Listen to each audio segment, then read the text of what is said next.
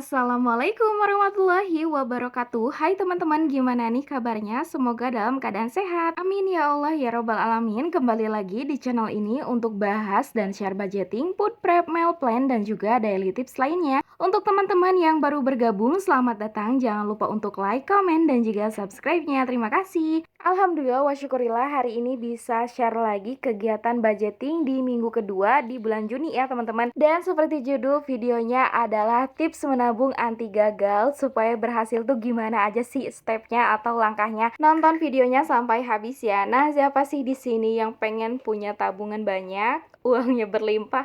Semuanya pasti pengen banget ya teman-teman. Apalagi ketika kita menabung dengan goals, dengan pencapaian yang luar biasa, itu pasti bakal ada rasa seneng banget ya. Tapi teman-teman perlu digarisbawahi dulu ya, kesenangan itu tidak perlu dikejar teman-teman. Kita yang harus hadirkan di dalam hati, di dalam jiwa kita sendiri gitu kan. Bahkan teman-teman, apapun kondisi kita, apapun keadaan kita saat ini, kita wajib banget dan perlu banget menghadirkan rasa bahagia di setiap keadaan. Tentunya nggak mudah ya teman-teman, perlu banyak banget latihan. Tapi kalau kita masih insecure, kita masih sedih karena nggak bisa nabung, karena nggak bisa memenuhi ambisi, atau udah bikin target tapi tetap aja nggak bisa goals terus ya teman-teman. Makanya di sini teman-teman, yuk mari kita belajar untuk mensyukuri hal sekecil apapun hasil yang telah kita usahakan teman-teman. Berencana tuh boleh banget teman-teman, menabung pun itu sangat amat dianjurkan. Tapi kalau keadaan belum memungkinkan, kita tidak boleh memaksakan ya teman-teman. Hiduplah sesuai dengan kemampuan finansialmu sekarang dan menabunglah sesuai dengan kemampuanmu saat ini atau sekarang. Besar kecil itu tidak penting ya teman-teman. Yang penting adalah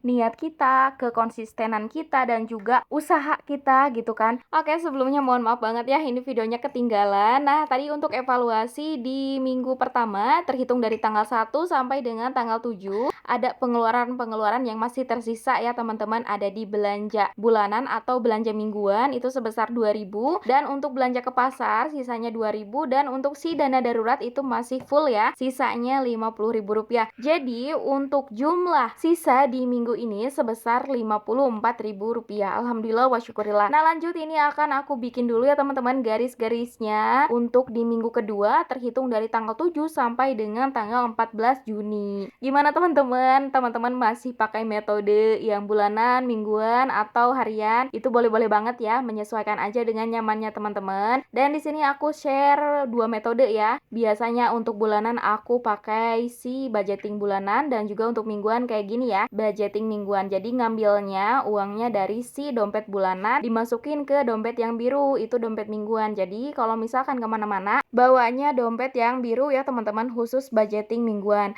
Oke, untuk pertanyaan Bun, itu kalau ada sisa dari budgeting mingguan biasanya dimasukin kemana? Nah, untuk sisanya ini biasanya aku masukin lagi teman-teman ke pos-posnya masing-masing. Misalkan tadi untuk si dana darurat ada sisa 50.000, aku masukin lagi ke budgeting bulanan untuk pos dana darurat. Untuk tadi juga sama, di sisa belanja mingguan 2.000 dan juga di belanja ke pasar 2.000. Dan itu pun sama, aku masukin ke posnya masing-masing di budgeting bulanan. Jadi nanti evaluasinya sisa budgetnya itu diperhitungkan di akhir bulan ya teman-teman. Oke, lanjut ke pembahasannya ya teman-teman, sambil aku nulis. Di sini akan aku sedikit share ya tipsnya. Adalah di poin yang pertama, tips menabung untuk pemula adalah perhitungkan secara rinci pengeluaran teman-teman untuk kewajiban, tanggungan, dan juga kebutuhan setiap bulannya kalau misalkan gajinya bulanan. Jadi jangan sampai kita langsung ngambil di poin ketiga menabung, padahal untuk kewajiban, kebutuhan itu belum terpenuhi. Karena teman-teman otomatis tabungan kita yang udah kita coba untuk simpan itu pasti keambil lagi.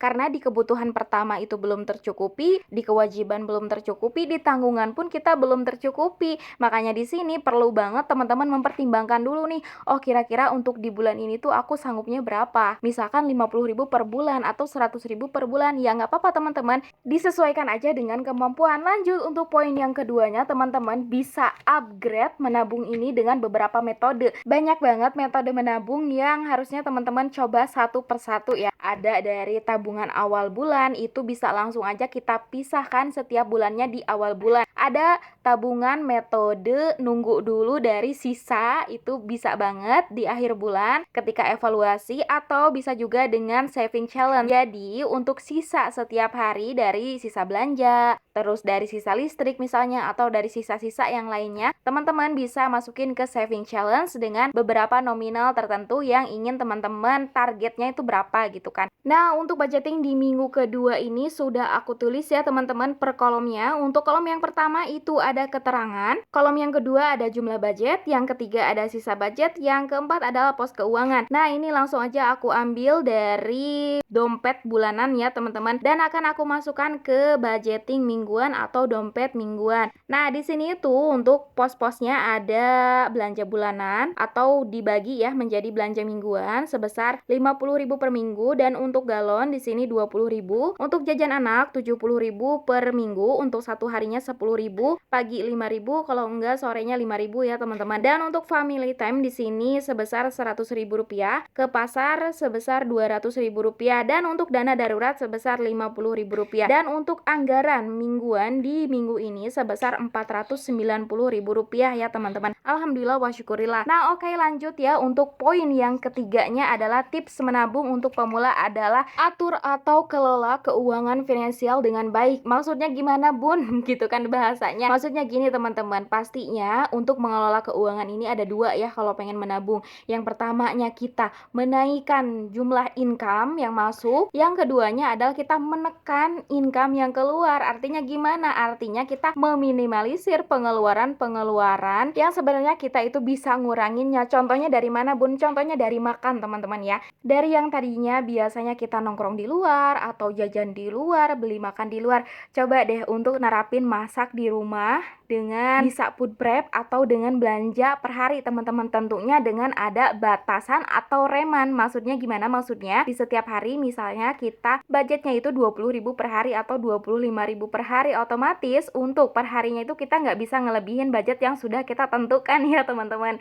Bukannya nggak boleh untuk jalan-jalan, bukannya nggak boleh untuk jajan, boleh-boleh aja, tapi diperhitungkan lagi teman-teman. Jangan sampai budget jajan kita ngelebihin budget kita untuk bertahan hidup, untuk biaya hidup sehari-hari ya. Jadi biasanya setelah kita menerapkan 3 poin penting tadi teman-teman, kita bisa masuk ke poin yang keempat, yaitu kita tahu prioritas menabung kita untuk apa gitu kan. Setelah kita mengelola uang gaji ini untuk kebutuhan, kewajiban, kemudian tanggungan, yang keduanya kita mengelola gaji ini untuk tabungan dengan beberapa metode tabungan yang cocoknya kita tuh di mana. Yang ketiganya tadi kita mengelola keuangan tuh kayak gimana, dan yang keempatnya kita tahu prioritas menabung kita itu untuk apa. Oke teman-teman, sampai di sini dulu ya video kali ini. Semoga bisa menginspirasi dan juga bermanfaat untuk aku yang bikin kontennya dan juga untuk teman-teman yang nontonnya. Sampai jumpa di video berikutnya. Wassalamualaikum warahmatullahi wabarakatuh.